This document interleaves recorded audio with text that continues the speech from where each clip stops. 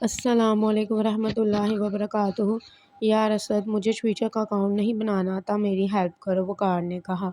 مجھے تو خود نہیں بنانا آتا، تمہاری ہیلپ کیا کروں؟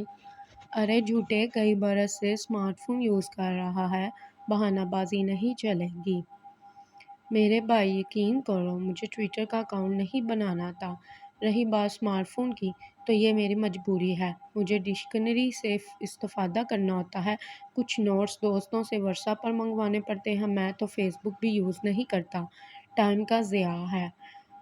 یار فیس بک میں مزہ نہیں رہا، پہلے میسج پیکج سے کام چل جاتا تھا، تمام دوست فیس بک پر گئے، اب فیس بک پر بھی مزہ نہیں رہا، آدھی سے زائد نیوز غلط ہوتی ہیں۔ بھائی میری مانو، یہ خرافات چھوڑو اور پڑھائی کی طرف توجہ دو، اب پہلے والا دور نہیں رہا کہ فلاں فلاں فیل اور باقی سب پاس، آج کل تو مقابلے کا دور ہے، ایک نمبر سے میرٹ بنتا ہے، ایک نمبر کم ہے تو میرٹ گیا، جب وقت آئے گا پڑھ لیں گے۔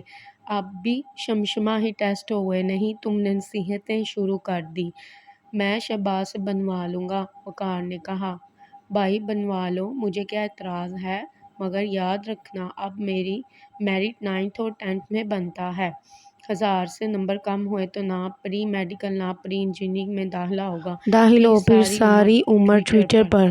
دراصل اس الیکشن میں ہماری پارٹی کو ہرایا گیا ہے، مجھے بہت غصہ ہے، فیس بک میں مزہ نہیں رہا، اس کی اکثر خبریں فیک ہونے کی وجہ سے جو کمنٹس کرتا ہے اگلے دن مذاق بن جاتا ہے، شرمندگی ہوتی ہے۔ بھائی غصہ نہ کرو، تمہیں ان جھنجھٹوں میں نہیں پڑنا چاہیے، وقار نے کہا۔ یہ نصیحتیں اپنے پاس رکھو، تم یہ سمجھتے ہو کہ اگر ٹویٹر پر اکاؤنٹ نہیں بناؤ گے تو میرا اکاؤنٹ نہیں بنے گا؟ اسد اور وقار ایک محلے میں رہتے تھے، نرسری سے لے کر 9 تک ایک ساتھ آ رہے تھے۔ اسد کے والد نے اسمارٹ فون اسے اس شرط پر لے کر دیا تھا کہ اس کا غلط استعمال نہیں کرے گا، صرف ڈکشنری والا یا واٹس ایپ پر کچھ شیئر کرنا مجبوری ہوگی تو کرے گا، یہ نہ ہو کہ موبائل ہر وقت ہاتھوں میں یا کانوں کے ساتھ لگا ہو، دوسروں سے گپ شپ ہو۔ اسد نے وعدہ کیا تھا اور وہ وعدہ نبھا بھی رہا تھا، جس کی وجہ سے کلاس میں اس کی پوزیشن بہتر ہوئی تھی، جبکہ وقار کی پروگریس کئی درجے نیچے چلی گئی تھی۔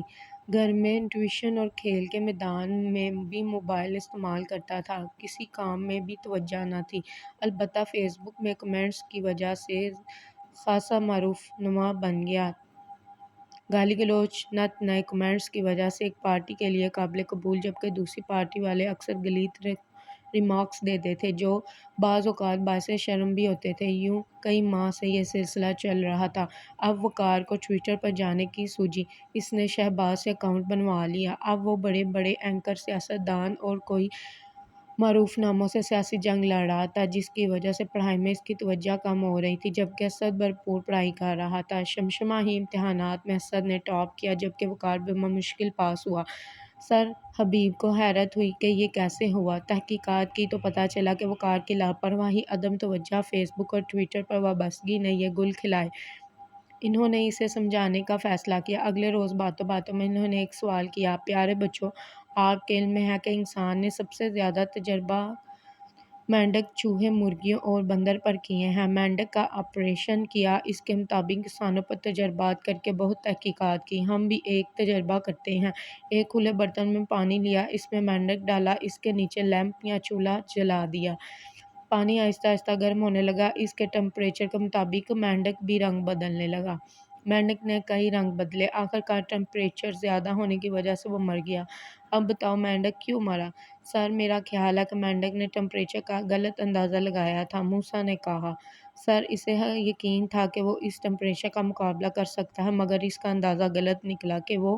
سر حبیب نے کہا، اس مینڈک کا حال اس نادان کی طرح ہے جو سمجھتا ہے کہ وہ وقت کا مقابلہ کر سکتا ہے، اسے خود پر اعتماد تھا کہ یہ ٹمپریچر کچھ نہیں، اگر وہ وقت پر چھلانگ لگا دیتا تو اس کی جان بچ سکتی تھی۔ یہی حال ہمارے طلباء کا ہے، جو سمجھتے ہیں کہ ابھی بہت وقت پڑا ہے، اس کو احساس تر یا حماقت سمجھ لو۔ وہ بمشکل پاس ہوئے، جنہوں نے احساس کیا وہ ٹاپ کر گئے، انہوں نے اپنے ٹیلنٹ کے مطابق تیاری کی، جبکہ باقی دوستوں کے ساتھ ادھر ادھر فضول کاموں میں مصروف رہے۔ وقت کا درجہ حرارت بڑھتا گیا، وہ مینڈک کی طرح اپنی موت مر گئے، اب اگر بھی ندامت نہیں ہے تو وہ عمر بھر پچھتائیں گے۔ وقار ارداس کو اندازہ ہو گیا تھا کہ سر حبیب کا اشارہ کس طرح ہے۔ اب وقار کو احساس ہوا کہ سر حبیب نے کچھ سچ کہا ہے۔ اس کے والدین اسے بڑی مشکل سے پڑھا رہے تھے۔ اس نے پڑھائی کی طرف توجہ دی مگر فیس بک اور ٹویٹر کا نشہ پوری طرح نہ اتر سکا۔ جب بھی کوئی نیا واقعہ ہوتا وہ پھر اینکر سیاستدانوں سے جنگ کرنے لگتا۔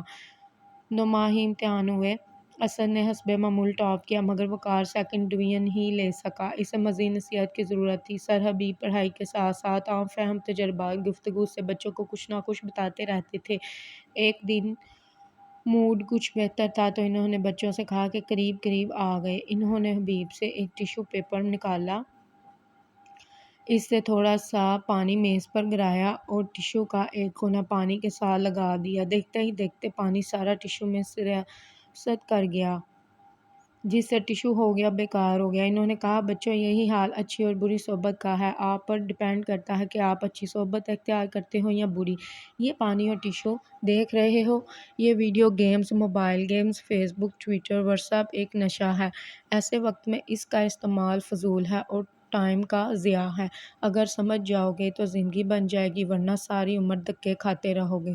اور میسج پیکٹ فیس بک اور ٹویٹر وغیرہ نے آپ کو کچھ نہیں دینا۔ آج ہی ایک سیاست پارٹی کا عروج ہے، کل اور آ جائے گی، پرسوں تیسری پارٹی۔ آپ صرف اور صرف محنت سے پڑھیں۔ بچوں نے یہ باتیں پلے سے باندھ لی۔ وقار نے سب کچھ چھوڑ دیا، محنت کی اور 9th میں A+ میں پاس ہو گیا۔